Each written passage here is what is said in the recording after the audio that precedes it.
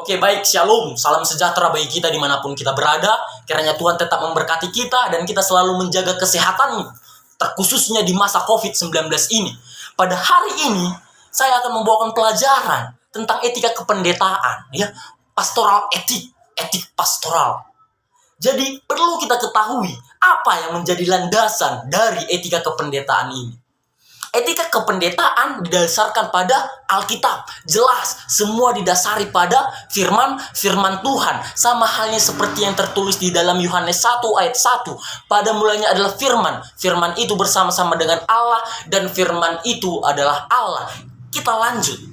Seorang pendeta harus menyadari bahwa manusia mempunyai harkat dan martabat sesuai dengan citranya, serta memiliki hak dan tanggung jawab. Tujuan utama Allah dalam karya penebusannya yaitu menyelamatkan umat manusia. Ya, Allah menyatakan kehendaknya melalui Alkitab untuk tujuan keselamatan dan kedewasaan manusia. Allah menyatakan kehendaknya melalui Alkitab. Maka dari itu, hendak kita untuk selalu bertopang kepada Alkitab. Karena Allah menyatakan kehendaknya melalui Alkitab, melalui firman Tuhan. Allah memanggil baginya hamba-hamba yang menjadi rekan sekerjanya. Saudara-saudara sekalian, Allah memanggil hamba-hambanya untuk menjadi rekan sekerjanya. Terkhususnya kita sebagai calon-calon pendeta. Sebab ini bukan pilihan, melainkan sebuah panggilan. Maka dari itu, ketika Allah memanggil Anda dan saya sebagai rekan sekerjanya, jangan kita tolak panggilan itu, saudara. Hendak kita mendengar panggilan Tuhan itu. Jangan kita lari dari panggilan itu.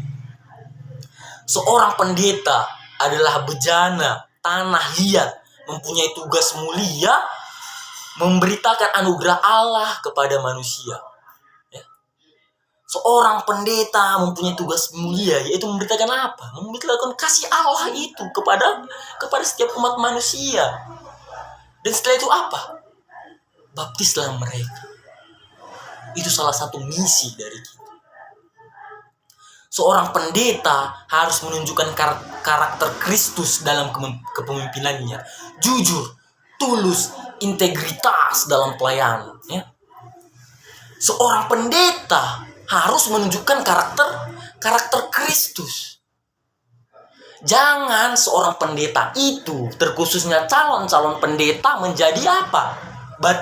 Batu sandungan.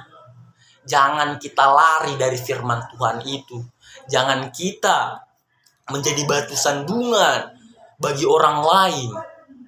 Hendaklah kita menunjukkan karakter Kristus itu. Hendaklah kita menunjukkan kita adalah hamba Allah. Kita adalah rekan sekerjanya. Seorang pendeta selalu belajar meningkatkan pengenalannya akan Allah dan kehendaknya. Seorang pendeta tidak mengeksploitasi dan memanipulasi orang untuk keuntungan sendiri atau orang lain. Nah, Bapak Ibu saudara-saudari sekalian, khususnya rekan-rekan calon pendeta, janganlah kita sebagai seorang pendeta untuk mengeksploitasi dan memanipulasi orang untuk kepentingan diri kita sendiri. Jangan kita egois, jangan mementingkan diri sendiri. Hendaklah kita selalu memancarkan, kita selalu menggambarkan, kita selalu mengikuti karakter dari Yesus. Yesus itu sendiri siapapun, dimanapun, orang kaya, orang miskin, orang kasta terendah, orang kasta tertinggi, layani semua. Sebab itulah apa yang diperintahkan? Diperintahkan Allah sama seperti yang tertulis di dalam 1 Samuel 12 ayat 3. Seorang pendeta bersedia dikoreksi, dinasihati, dan memberi pertanggungjawaban. Kita sebagai seorang pendeta, walaupun ada yang mengkritik kita, memberikan koreksi terhadap kita, kita terima dengan baik sebagai pembelajaran hidup. Jangan kita keraskan kepala kita, jangan kita merasa hebat. Butir-butir etika kependetaan terdiri atas komitmen pribadi sebagai pejabat gereja, mengasihi jemaat Tuhan, mengasihi keluarga, jujur dalam penggunaan uang, dan tidak berpolitik. Ya, saudara-saudara sekalian, ini merupakan butir-butir etika kependetaan di mana kita harus memiliki komitmen pribadi. Sebagai apa? Sebagai pejabat gereja. Sebagai apa? Sebagai partner dari Yesus Kristus itu sendiri. Dan kita juga harus mengasihi jemaat Tuhan. Jangan kita berdua muka. Kita harus mengasihi dengan sungguh-sungguh, sama halnya Yesus telah mengasihi kita. Kita juga harus mengasihi sesama kita. Jujur dalam penggunaan. Jangan sampai kita terlena dengan kekuasaan, dengan uang. Hendak kita selalu jujur. Kita selalu berserah kepada Tuhan. Selalu memegang firman-Nya. Demikian yang bisa saya bawakan tentang etika kependetaan. Terima kasih, Tuhan memberkati.